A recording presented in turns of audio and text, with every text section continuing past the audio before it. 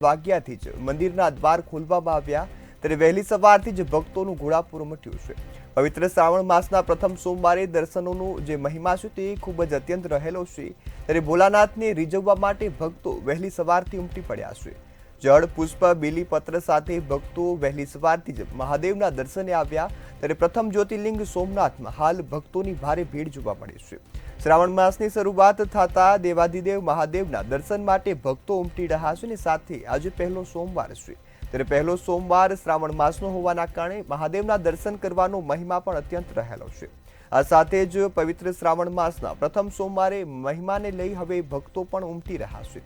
ભોલેનાથને રીઝવવા માટે જળ પુષ્પ અને બીલી ફૂલહાર લઈ ભક્તો છે તે ઉમટી રહ્યા છે અને ભગવાનને રીઝવવાની સંપૂર્ણ જ કોશિશ થઈ રહી છે।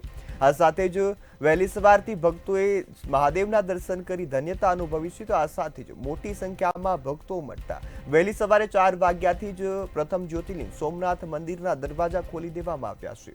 તમામ ભક્તો દર્શન કરી શકે તે માટે યોગ્ય વ્યવસ્થા છે તે પણ ગોઠવવામાં આવી છે। હાલ તો જે ભક્તોનું ઘોડાપુર ઉમટી રહ્યું છે ભક્તોના હર હર મહાદેવના નાદ સાથે મંદિર પરિસર ગુંજી ઉઠ્યું છે। આ સાથે જો સંપૂર્ણ સોમનાથ મહાદેવના મંદિરનું વાતાવરણ છે તે ભક્તિમય બન્યું મોટી સંખ્યામાં લોકો ઉમટી રહ્યા છે। પ્રથમ જ્યોતિર્લિંગ સોમનાથમાં ભાવિકોનું ઘોડાપુર ઉમટી રહ્યું છે અને લોકો મોટી સંખ્યામાં દર્શન માટે ઉમટી રહ્યા છે।